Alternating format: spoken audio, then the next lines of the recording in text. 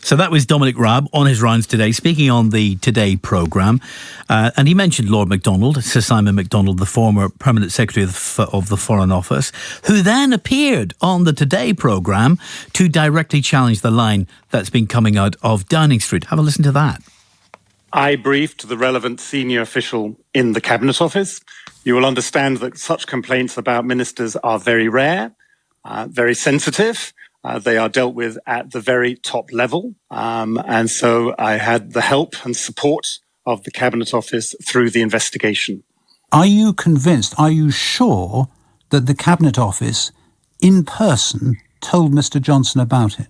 I know that the senior official briefed the Prime Minister in person because that official told me so at the time. So there's no question in your mind that Mr Johnson knew in person, had been told in person about what happened at the Foreign Office?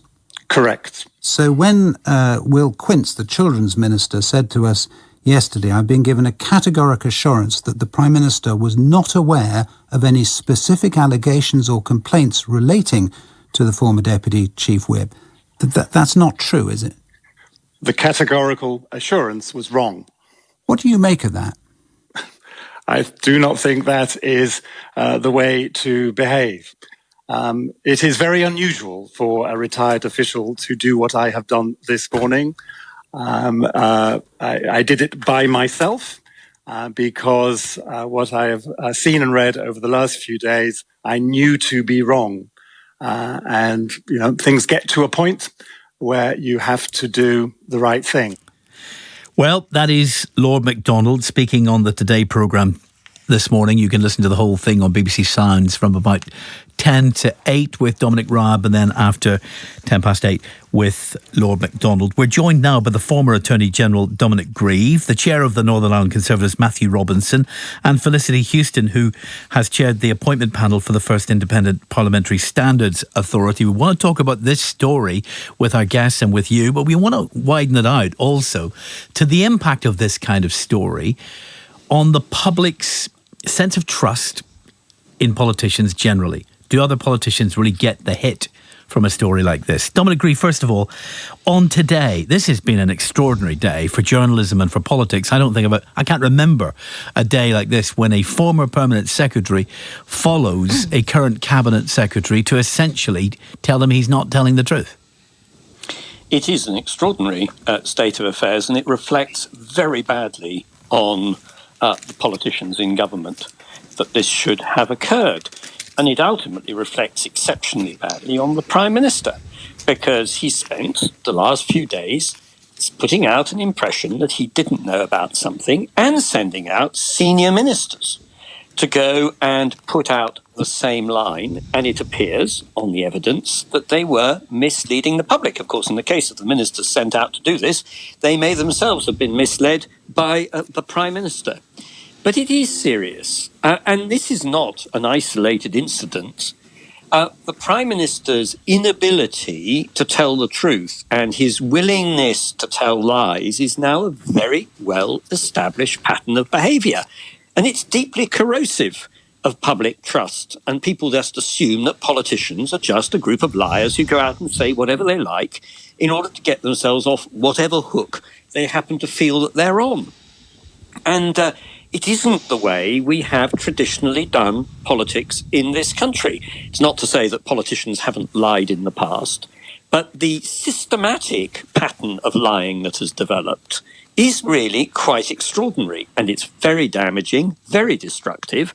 And the best solution is for cabinet ministers to go and see the Prime Minister and say, this is over. I'm not willing to serve in a government with somebody who tells systematic lies. Either you go or I go. Do you think we're anywhere close to that, Dominic? Well, I rather hope we are, because if we're not, then all these cabinet ministers and ministers in government have been essentially corrupted by their leader. This is what I find so worrying, that you end up with a leader who is manifestly unfit to hold office is one thing, but he then gets propped up by a group of people when there is a pattern of revelations which shows his unfitness. That starts to reflect on them. And if they had the courage to get rid of him, then I think there's still time. And in 6 months, they might be able to say with a sigh of relief, why on earth didn't we do it earlier? But they do show a marked reluctance to do it. And that ultimately will bring them as an entire group, and indeed the Conservative Party, into disrepute, and will damage it electorally at the next election, and will be entirely deserved.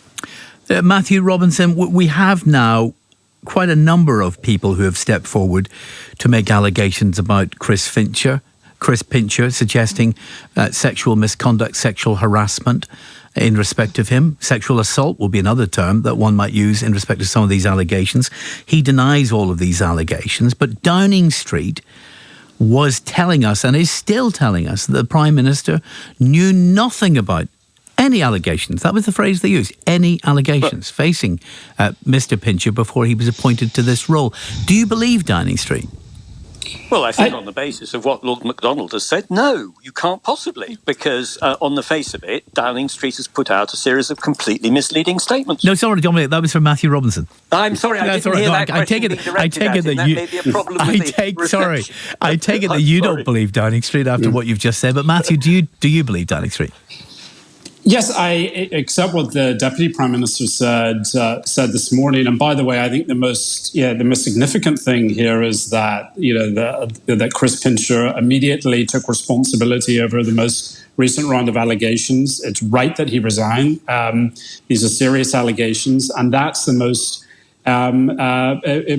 important thing right now. Are the allegations made against him by a couple of individuals. That's half of the story, and that's being investigated, and we'll see how that goes. But the other half of the story, the political half of the story, is how he was appointed in the first place. Do you believe the Prime Minister's spokespersons when they say Boris Johnson knew nothing about any allegations facing Chris Pincher, when we have a senior civil servant saying he was told? Yeah. Well, I accept the fact that the Cabinet Office was briefed about it, but equally, I also accept the fact that the Prime Minister was not directly aware of the individual allegations. And by the way, it should be no surprise. How can you believe Boris Johnson knew of no allegations when you have Lord MacDonald saying he was officially told, face to face, he was told? I think Dominic Raab is a credible source. He was Foreign Secretary at the time, Deputy Prime Minister, close to the Prime Minister. And I accept the reassurances of Dominic Raab. You've got Dominic Raab saying one thing in defence of government. You have a former well-respected civil servant. I have the utmost respect for Lord MacDonald presenting a separate set of facts. One of them is lying here, Matthew. Well, I accept the view of government, and by the way, you will always have people like Dominic Grieve, and I have utmost respect for Dominic Grieve. But I'm not asking you if you respect them. They cannot be both right. I'm asking you who you believe, because if you believe Dominic Raab and the Downing Street line, yes, you're telling us that Lord MacDonald is telling us mistruths, and he's directly contradicting what is coming out of Downing Street. William, what you have here is a coordinated effort of plenty of people across political parties that have never liked Boris Johnson, that will twist every single scenario like this to try and force him from office. The most important and significant thing right now are the allegations presently against Chris Pincher, and it's right that he's resigned. That's the other half of the story. We can't talk about that and he denies them. We can't actually get into that because that's facing an investigation. But what we can talk about is the political story, and the political story is what Boris Johnson knew and when, and whether this goes to questions of his leadership and judgment. Because if it is the case that he was told in advance about a very serious allegation facing Chris Pincher, and then went on to appoint him to this very sensitive role, what does that tell you about his judgment? Well, it's the Downing Street have made reassurances that the Prime Minister was not directly aware. I think in Lord MacDonald's own letter, that's enough for you. If Downing Street say it, that's true. Well, I accept the view of Downing Street and the former Foreign Secretary. You just always accept the view of Downing Street, whatever they say. I also accept the view of the former Dominic Raab, who was the former Foreign Secretary, at the time, who probably had a fair idea of what was going on in his own department with his own ministers. And in Lord MacDonald's own letter, I think he goes into some detail about some of the allegations made against Chris Pincher at the time. He apologised and made reassurances, but there's nothing to say that the Prime Minister was directly aware of that. The Cabinet Office was. Well, how can you say there's nothing to say that when you've got the former Foreign Secretary directly saying that? Well, so you've got the former Foreign Secretary saying, as far as he's aware, the Prime Minister was not privy to the particulars. I imagine that position will change today as the day goes, because this story has changed, Felicity, with every hour of every day since it first emerged. It has indeed. My grandmother always used to say it takes a liar to have a good memory. And this is what we're suffering from here. You say something and then, maybe that's not quite what happened. I can't quite remember. And it really, it's some of those old sayings. It's very accurate. There is a very easy solution to this particular who said what said. And I hadn't realised till I heard MacDonald speaking there. He wasn't actually in the room with the PM. Obviously, it was somebody from the Cabinet Office. Yeah. Now, I know in the Northern Ireland Civil Service they don't keep minutes anymore. Do you remember? We discovered that. But I would hope that maybe in number 10 and the Cabinet Office they do. And there will be a record of the minute of that meeting. There will also be a copy of the briefing, which Dominic will be very aware of as a former member of government. Ministerial briefing notes, submissions, rather, I should call them, given to the minister, who may only give them a glancing blow of regard, but they are put in front of him. Now, there will have been some form of submission telling the PM about this, and this is one of these ones that will be marked highly sensitive and all this sort of thing, because it will be embarrassing if and when it comes out. So there is paperwork. They may not wish to disclose this submission. I know a lot of them are hidden by FOI, but the minute surely saying whether the Prime Minister and the whatever apparatchik it was he met discussed this must be available. And although it may go against the grain for government disclosure, I think that would be a really easy solution, wouldn't it, to this particular load of who said what said and when. It is extraordinary. We are speaking with Felicity Houston, Matthew Robinson, Dominic Grieve, taking your calls, and we're widening it as well to the impact on all political life and culture, because some of you are texting us even right now and saying, I just don't trust any politician. On the basis of this, would you judge all politicians on the basis of a story like this? That's the possible impact. Tony is in Belfast. Hi, Tony. Hello, William. William, my point would be, sometimes I feel a bit confused, because I'm not too sure whether it's the Trumpification of UK politics or the Johnsoниfication of USA politics. Can I just make a point regarding Matthew, who's on your panel at the moment? I remember on a previous occasion ringing in the programme and talking to a guy called Charlie Wolf, who was a Trumper, the best way to describe him. And I asked him a pertinent question, which was as follows. Is there anything Trump would do which would make you withdraw support from him? And I wouldn't mind asking Matthew the same question, because when it boils down to it, and Felicity actually stole my thunder a bit there, because as an ex-civil servant myself, I'm aware of the use of minutes which are taken to the nth degree. And when you're dealing with a top civil servant who happens to be a permanent secretary, that guy would not make a statement like that unless he was convinced 150% that what he was saying was correct. The other thing I would draw attention to, which refers to the response to the allegations, Downing Street issued the line that there was no specific allegations, focusing on the specific, but not ruling out the fact that there were allegations made. That was another iteration of the original line. No allegations became no significant ones. No specific ones became no significant ones, etc., etc. Yeah, a moving feast. In other words, just changing it every time they've been challenged. But as I say, with Johnston, there doesn't. Whether he's Teflon anymore, I don't know. But certainly the amount of stuff that he's got away with, and I would ask Matthew, what would he have to do for you to withdraw support when you're dealing with a top civil servant who is non-political as opposed to Rob, who is political? Thank you very much, Tony. I really appreciate it. We've got Patrick there too. Hello, Patrick. Good afternoon, William. How Welcome. I don't think anybody's really surprised that Boris Johnson's lying again. He lied to his wife. He lied to the Queen. He lied to Parliament. He'll be gone by Christmas because they'll change the rules. The 1922 committee this month with the MPs being elected. And they'll just bring on a new leadership election like we did with Theresa May, and he'll be gone. Well, that's a prediction. We'll see if that happens. Gerald is in Belfast. Hi, Gerald. Good afternoon. It makes me laugh, all this. Why do people care that much about whether Johnson's lied? There's nothing new in politics. It goes back to New Labour days. You know, you have Blair lying about the Iraq War, and they still wheel him out on television every once in a while. So, I mean, what's the big deal here? Do you want that to be the case? Do you want to challenge in individual cases when you believe politicians are misleading the public?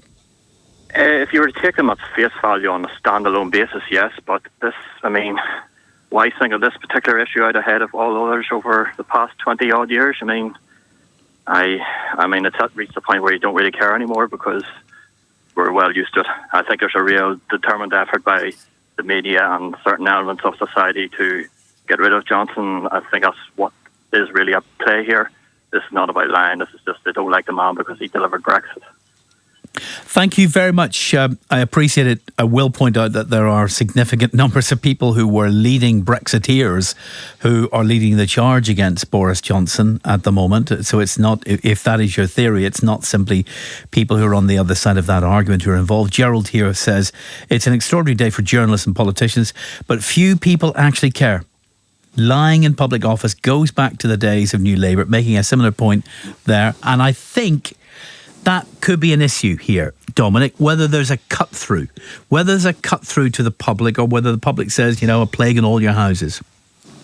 I certainly agree that we've been living in an age of deteriorating standards when it's come to truth in politics. It's an erosion that's been going on for some time. And yes, I also agree that it predates the Conservative administration coming in 2010. It's got significantly worse. And I have to say, I think under Boris Johnson as Prime Minister, it's taken on a completely new dimension. It just seems to be an accepted practice. It does matter because historically, modern British parliamentary democracy has depended very much on not making misleading statements, particularly in the House of Commons. And indeed, the whole way in which the civil service is structured is designed to ensure that ministers give accurate information. So when this is serially bypassed, we are moving into a new world. That's not to say that our politics won't continue or our democracy won't survive. No, of course. But it introduces a real level of distrust, which I think is very undesirable. But Dominic, what do you say to Gerald's basic point that there's nothing different here to other politicians in the past? Boris Johnson's just a politician. That's what's going on. No, I do disagree. I think that it is. I think that his capacity for lying, and it's a pretty proven record now, is quite astonishing. Indeed, it was said at the time he was appointed by his previous employer that he was a person, Max Hastings, when he employed him as a journalist, said he was a person I didn't trust anything he said. And why should one? This is a Prime Minister who from time to time is calling on people to believe him, to say, follow me. There are things that you need to believe because I am having to take difficult decisions. Well, there's no reason why anybody should believe him at all. And it also contaminates the entire political class. And in fairness, although there may be other politicians with propensities for telling lies, my experience of my time in politics is that most politicians tell the truth and indeed are very troubled when they're faced with difficult issues about how much they can and can't say, for example, over reasons of national security. This is a Prime Minister who seems to be totally disinhibited and not to mind one bit. And for those of you who think we're lining up people who are simply anti-Conservative here, I simply point out Dominic Grieve is the former Conservative Attorney General. Matthew Robertson is the chair of the Northern Ireland Conservatives. And Felicity Houston, as you know, is also a Conservative Party member herself. A wide church, aren't we? It sounds like it's a pretty divided church these days. It's a very broad one. We're not a cult, as I've told you before. Right, yes. I'm not exactly fond of Boris. It's a tent. Well, we are a big tent. And Brexit doesn't come into it. I have lots of colleagues with whom I disagreed over Brexit who remain in the House of Commons, with whom I can keep very friendly relations. They are as critical of Johnson and his behaviour as I am. And my concern is not about the fact that Johnson did Brexit. My concern is that we have a Prime Minister who is manifestly unfit to hold this office. Felicity, can you deal with this question about Trumpianization or Trumpification of politics? I mean, we don't need, in some ways, we don't need to bring Donald Trump into our political conversations. We've got enough issues of our own to deal with, right? But some people are seeing a kind of corrosive influence from the other side of the Atlantic. The fascinating thing with Trump, that I always think that we sort of don't put into the jigsaw, is that the Americans knew him not as the sort of businessman thing, but more the Alan Sugar figure. You know, he was well known in America for the American version of The Apprentice, and I sometimes think if you analyse it through that, it kind of makes a bit more sense. A bit like, I'm not saying Alan Sugar would behave like Trump, I mean, but there was a sort of, he was a celebrity sort of figure already, and the razzmatazz in America that goes with that arrived with him. I mean, we did then suffer from Trump derangement syndrome. Yes. You know, they said if the man had walked on water, the Democrats would have complained it was because he couldn't swim. You know, it got to that stage of absolutely mad. And I, even though I have no fondness for Boris Johnson, I do not want us to turn into that. You know, Boris is walking on one side of the road. Well, it's because he should have been on the other. We really can't have that. There is an issue about the people around him as well. Boris was famous as Mayor of London for being surrounded by really good people. So he could do his shtick, as they would put it. Yeah. Particularly Americans would say it. And, you know, and it didn't really matter because he was good at the razzmatazz again. And then there were good people running the city, and it was very successful. That doesn't seem to be the case at the moment. I don't know what is going on in Number 10, but I mean, the thick of it wouldn't begin to keep up with this chaos. And you know, there's a real issue about the calibre, as we would say here, of the people who are supporting him. And I don't know whether he's made bad choices or these people, this is the only offer he has, but, you know, what sort of admin people say to him, no, boss, it's fine, you didn't know anything about that, because he won't remember. And then there it all comes out, and there's a file sitting with the man's name on it, and nobody's bothered looking at it. It's that which I find almost as distressing as the particular characteristics of our Prime Minister. And then, Matthew, there are people who have said, you know, Boris will be Boris, and people said that about Donald Trump, let Trump be Trump, because he was electorally very significant. He was a vote winner. He could get to those parts of the electorate the Tory party couldn't typically get to. But look at the most recent opinion polls for Boris Johnson. They are the lowest of any Prime Minister since polling began. You look at the by-elections, and maybe, who knows, with this Chris Pincher thing, we could be looking at another by-election coming up. I don't know. Time will tell. Is he now, Boris Johnson, electorally damaged goods? He's a liability at this point. You can't win elections with him at this point. Well, I think the Prime Minister did an incredible job after, at that point in 2018, nearly a decade into office, being able to win a landslide election for the Conservative Party. This is what's year 12 of Conservative government, including the coalition government. And of course, there's going to be some, regardless of who is leader of the Conservative Party right now, there would inevitably have been some voter fatigue with Conservative government. Some people out there like Boris, others don't. That's the nature of leadership. And there are people like Dominic Grieve who'll never believe a word that Boris says, and he's perfectly entitled to have that view. But many in the party have total confidence in Boris, and by the way, many people in the country have total confidence in the Prime Minister as well. He's got the lowest opinion polls since records began in terms of the question whether you trust him in the public. Well, polls. How do you spin that to many trust him? No. Well, I'm saying, the last general election wasn't that long ago, and there are plenty of people in the country. I know, but he was facing Jeremy Corbyn. It was a Brexit election. All kinds of things are different now, aren't they? Polls can change. Polls can change very quickly. Yeah, I wouldn't take a lot of waste a lot of time on fixing on a poll today when the next general election is most likely going to be about 2 years from now potentially. So I wouldn't give. We'll see. Dominic, do you think it'll go that far, 2 years from now? I don't think he's going to survive to the next general election.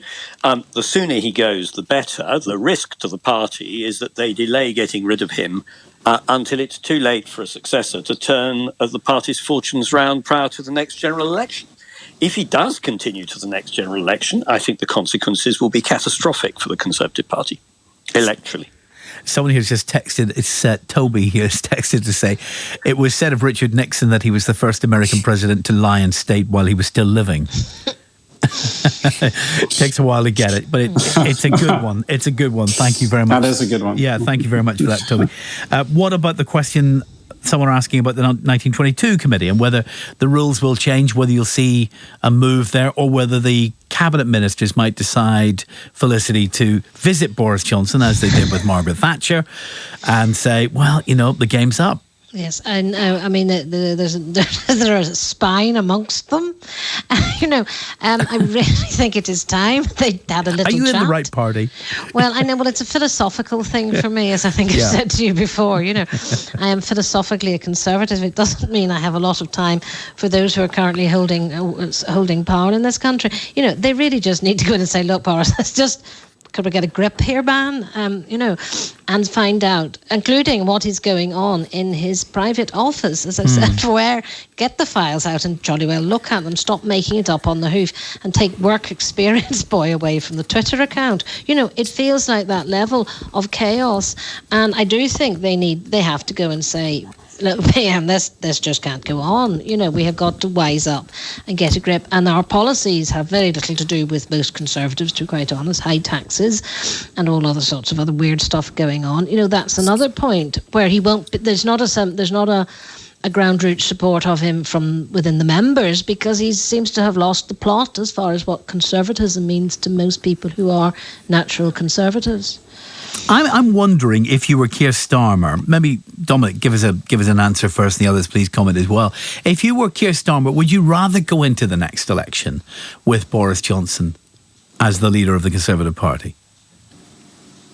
Well, I would have thought probably yes. You think so? In terms of a pure electoral advantage, because I think a general election being held by Boris Johnson, being led with a Conservative is led by Boris Johnson in 2 years' time, will be particularly disastrous. That said, there's also clearly an advantage to his going now, because Labour will try and claim some credit for it if he does go. I'm not sure that they really would be entitled to it. But they would say that the Prime Minister who's unfit for office has been removed, and that they had exerted themselves to bring that about. And they would try to take advantage of the disruption which his departure will undoubtedly cause. But on the face of it, it's a bit win-win for the Labour Party, whichever it is. Danny in Belfast says that the people who are in Downing Street and in the cabinet are there exactly because they are loyal to Boris Johnson. Half the cabinet wouldn't be in place with another PM. He says it's the payroll vote, essentially, and that explains why they're publicly supporting him. That's Danny's view. 03030 80 55 55 for yours. 81771. We're just moving now to urgent questions. I'll thank our guests, Dominic Grieve, Matthew Robinson and Felicity Houston. We'll listen in now as Angela Rayner puts some points to the government. To appear before you and this House on this important matter.